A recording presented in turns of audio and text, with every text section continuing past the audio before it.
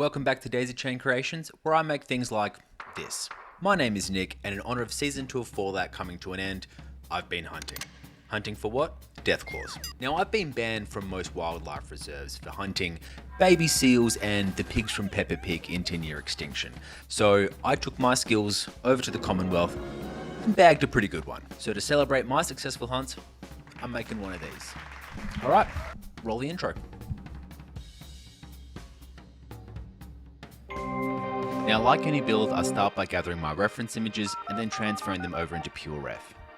Now, there's a fair bit of variation between the Deathclaws based on what game you're playing, so I'll be borrowing different characteristics from different models, but still keeping with the same core idea, which is basically a snub-nosed crocodile with horns. Once we're happy with all of our images, I'll open up a new Blender file. Remember, always delete the default cube because it's probably gotten a little bit stale, and then subdivide a new cube.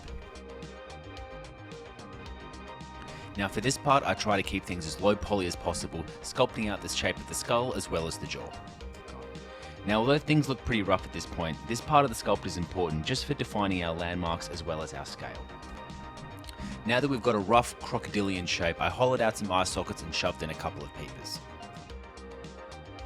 Now that I'm happy with the rough shape, scale and location of the features, we can knock up the resolution a little bit and start to work a little more on some of the wrinkles and the creases.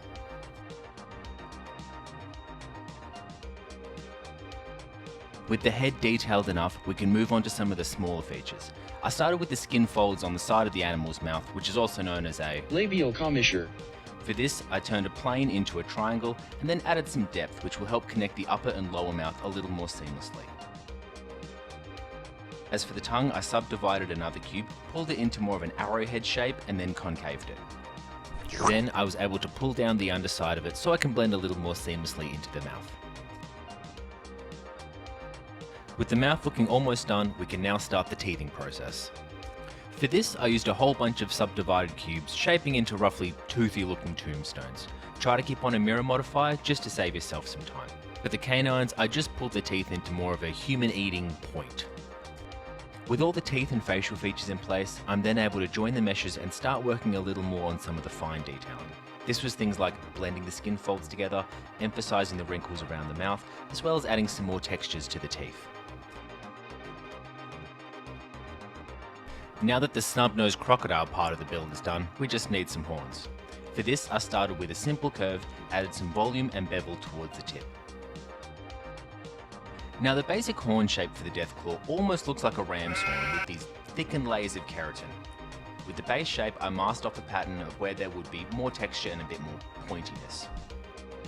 Using a combination of sculpting tools as well as the masking tools, I worked down row by row to create textures and ridges, which I think turned out better than what I expected. With the horns all sculpted and sort of blended into place, the face detailing was mostly complete.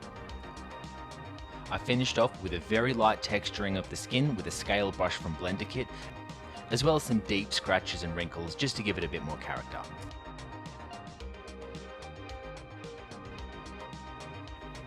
For the final touches, I modelled a simple base plate. Now, could I have left the house and just bought a piece of wood for this? Of course, but for that I would have had to have left the house. I threw down a couple of Fallout flourishes and typed up a plaque to commemorate the hunt. Before printing, I separated the horns along the seams just so I can maximise how big I make the model. And that makes our final sculpt and render. Pretty sweet. Now, if you want a copy of the STL, I have left a link in the description. Yes, there are about 7 billion vertexes in the sculpt, and no, I don't care. I don't buy into this whole good topology propaganda. I'm just using it to make a model. Chill out, dude. Then there's just some last minute prep, and then it's off to the printer. Just taking a quick second to remind you, like, subscribe, and chuck us a comment on what you might want to see next. With all the prints done, I just did a little bit of prep, sanding down everything to clear up as much of the layer lines as possible.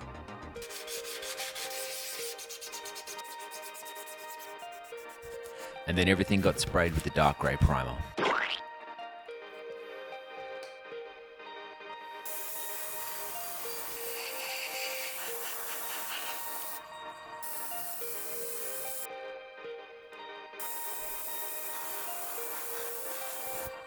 With the base coat drying, I got all of my paints ready. With the primer all dry, I started to build up the colours of the Deathclaw. For this one, I started with a deep swampy green. Now for some of you paying attention, you might say, liar, you started with a dark blue base. Yes, I did. I started with a dark blue, but I really wasn't vibing with it. The horns then got the same treatment, but with a dark blue-grey. While our Deathclaw was drying, I got working on the base plate. For this, the whole thing got sprayed down in a dark mahogany brown and then was left to dry. When working on projects with lots of little parts, it pays to be efficient, so when one thing is drying, move on to the next thing. With the green base coat all dried, I'm going to bring back some colour to the Deathclaw's jaw. The airbrush was really good for this, allowing for a much cleaner looking gradient from that light brown to dark green. Now for the eyes, I was going for that almost glowing look like what you see in the video games. So to start, I put down a base of Wraithbone white, just so I can start building up the lighter colours on top.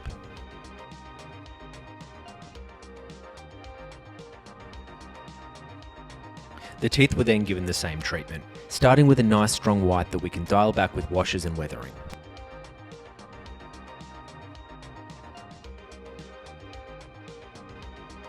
Base plate all dried, I decided to paint all the flourishes and the plaque in a metallic silver. After this had dried, I heavily diluted a black wash just so I could go over all the lettering for some simple weathering. With the overall Deathclaw paint job done, a generous coat of brown wash really helps tie in all of the colours. I find it works really well for bringing out that scale textures from the sculpt, as well as dulling down some of the light brown on the jaw. With the brown wash all down, I went over the really prominent creases and wrinkles in a fairly dark black wash. I paid attention to the nose as well as the corners of the eyes. Once everything was given a rubber dub down in the wash, a Q-tip dipped in white spirits helps clear up any wash that maybe made its way into areas that I didn't want.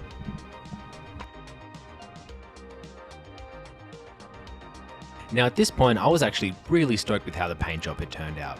So as we round the corner to finish off the painting, I did some highlight on the ridges of the horns as well as some dry brushing, just to make the horns look a little dusty and worn out. I did the same thing to the teeth too, just to bring back some of that colour we lost from the brown wash. Now for the mouth, the palette got a very diluted corn red. I figured a bright red might be a little bit too jarring. I was also kind of vibing with the reptilian black tongue, so I decided to keep it the same base coat plus any kind of highlights it would have picked up from the airbrush. To finish off, the eyes were brought up to a vibrant yellow, keeping some of the whites shining through in parts. As you can see, the print wasn't perfect. There's a pretty stark layer line which has been mocking me every single moment of this video edit. And then lastly for the painting, I painted on a couple little speckles just to break up the colours a little bit.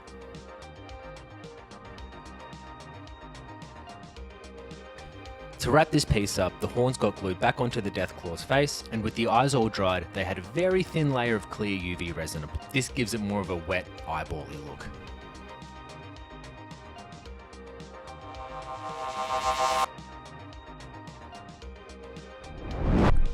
With the resin eyes all dried, I glued everything together and called it a day. If you've stuck around this far, I want to say a big thank you for watching my videos. Be sure to like, comment, subscribe. Let me know if there's any little mashups that you want to see from me, and I'll see you in the next one.